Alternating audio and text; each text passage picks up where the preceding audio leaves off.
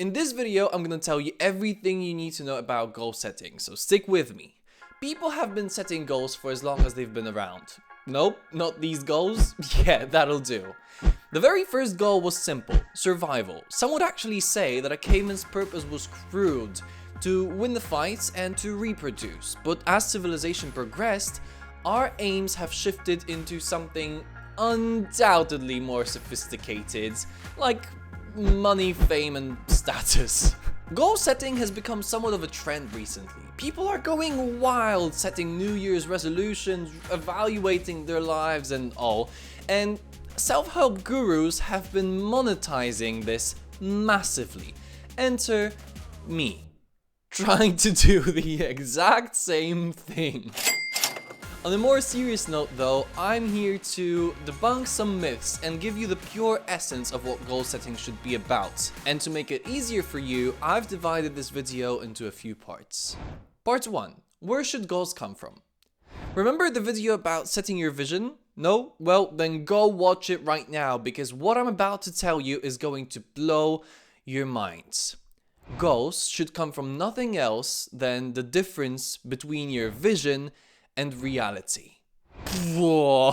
No, but seriously, once you understand this, goal setting will be a breeze. Just grab the worksheet from the previous video and look at what you've written down in your vision, and then go over how you've analyzed your life to be in the present, and set your goals accordingly. For instance, you might have diagnosed that you're spending all your money, but in your vision you've written down that you want to own a Ford Mustang. Given these two, you might set a goal like, I'll save and invest $500 every month into my horsepower fund. See? Simple, isn't it? That is why both setting your vision and analyzing your life is so crucial to making intentional decisions. But also, you must remember that all of these goals should be in alignment with your values. Every single goal that you set should be a reflection of what is important to you in life. Okay, I told you where goals should come from, but in reality, even in our vision, they come from very different places. For example, the Ford Mustang that you so desperately dream for might be because you just want to impress some random people that you don't really care about, or maybe your grandpa had one and you have really good feelings accustomed with this car, or maybe you're just fascinated about motorization. It is crucial to understand why you want certain things and whether it's true to your character. The things that motivate us to make certain decisions can be classified into two categories: extrinsic and intrinsic. Extrinsic goals are based on a reward, a metric, or a feeling of gratification, something we can't really control. Intrinsic goals, on the other hand, come from within. They are related to our emotions and the feeling of pure joy as we pursue something. Extrinsic factors are said to be less efficient in the long run, as we tend to burn out pursuing something distant. Nonetheless, they can give a short-term motivation boost needed to start doing something. Intrinsic factors are more efficient in the long run, as we're not trying to achieve something vain, but the process of pursuing that gives us a lot of satisfaction in and of itself. Extrinsic motivation causes an effect called the hedonic treadmill, which means never being satisfied with our own achievements and always wanting for more. If it comes to intrinsic motivation, happiness is the result of the whole thing, not just accomplishing the goals that you've set to accomplish. An example of an intrinsic goal could be, I want to reach 1 million subscribers on YouTube because I want to earn a lot of money. An example of an intrinsic goal, I want to post a video every single week so my channel grows and that I'm able to connect with the wonderful people that inspire me. For a long time, I didn't think that what motivates you mattered that much, as long as the thing that you're pursuing, your goal, is something that you truly and really want, something that is really important to you, something that is thrilling. And I didn't see anything bad in wanting to become a millionaire per se, and actually I still don't. But if you really want to become said millionaire, I think you must dig deeper and understand why you want it. Once you understand that it's not about the money itself, but the freedom and the opportunity that it gives, and maybe also that you just really like investing and figuring out the whole market thing and all, the process will become so much more enjoyable, ergo making you way more likely to accomplish your goals. Part 3. Too smart or not too smart? I am sure you have all heard about the SMART goal setting technique, and if you're anything like me, you're probably slightly bored with it. I get it, and I think it comes from a good place overall, but you know, Comic Sans also used to be a good font until everyone started using it freaking everywhere. But before you click off this video thinking it's another SMART breakdown, let me stop you right there, because it is. But I do think, and I truly believe, I've managed to come up with some interesting and also backed by science insights to some of these letters, and I also like to add 2 of them, although it's not my idea, but more on that later. 3A, specific and measurable. Experts recommend that our goals be almost materialized. It's like we're being taught that if you cannot visualize something, it should not be set into a goal. And while I am sitting here and ranting about the acronym and all those stupid rules that are so often shoved down our throats, there actually is some truth in them. You see, were I to set a goal like release a lot of videos this year, I would have no idea if I've accomplished it. Release 50 YouTube videos in 2022 is a tad bit more tangible, isn't it? Case closed then. Your goals should always be specific and measurable. After all, the more you can imagine something, the more likely you are to accomplish it, right? Well, wrong. At least to some extent. You see, science actually debunks the myth that visualizing our goals helps us accomplish them, because that gives us a sense of satisfaction even though we haven't really done anything yet. While at times making your goals specific and measurable really does help, there are instances in which it blinds us to other important things. Science calls that inattentional blindness. For example, someone might want to set a goal like, I don't know, I want to be a little bit less short-tempered. Is that specific? Disputable. Measurable? Not in the slightest. But how in the heck would we even make that measurable? Always maintain a pulse of below 120? Yeah, good luck, mates. You're definitely not just gonna take some pills. 3B, achievable and realistic. Honestly, these 2 mean virtually the same thing. Is it even possible for you to accomplish the goal that you want, or are you trying to empty an ocean with a teaspoon?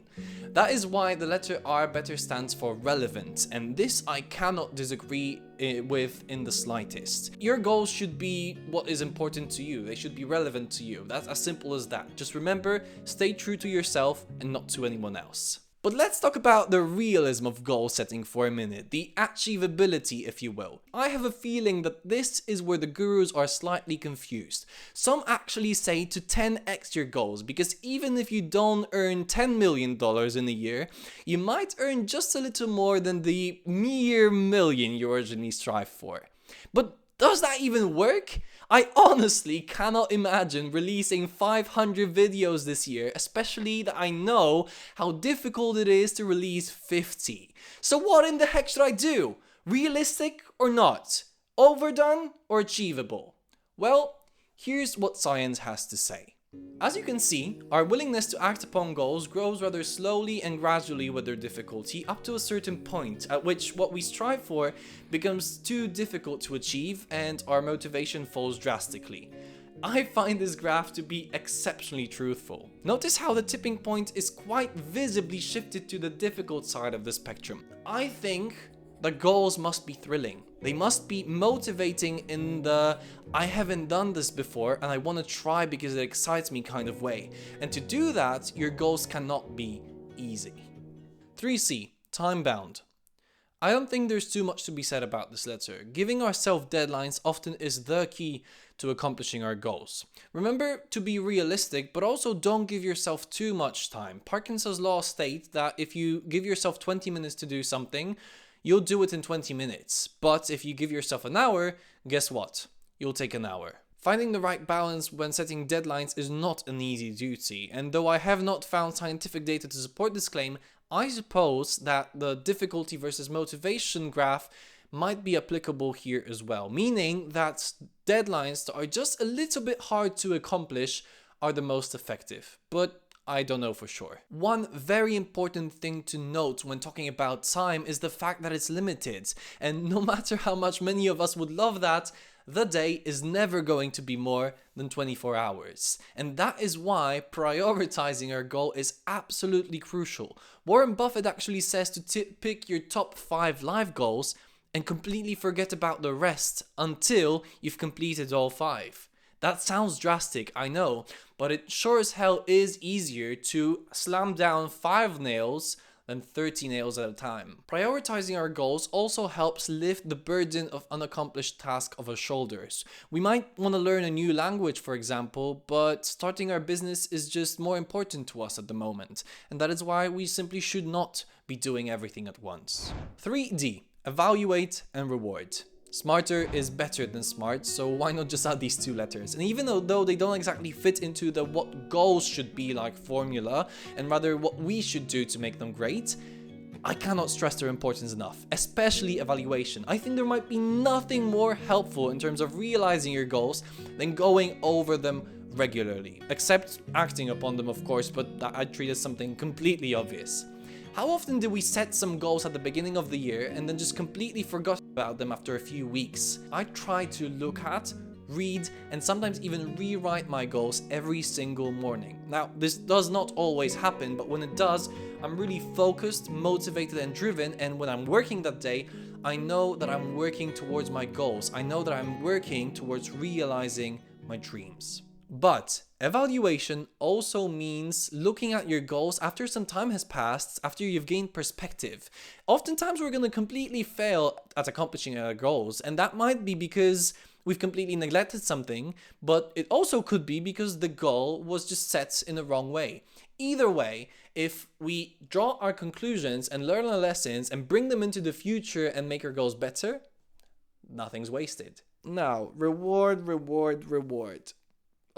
If I'm being frank, I have completely no experience with this. I might be a little bit too harsh on myself, but I also think that just accomplishing my goals is a reward for me in itself. I once set an income goal and I told myself that if I'd accomplished it, I would buy myself an iPad.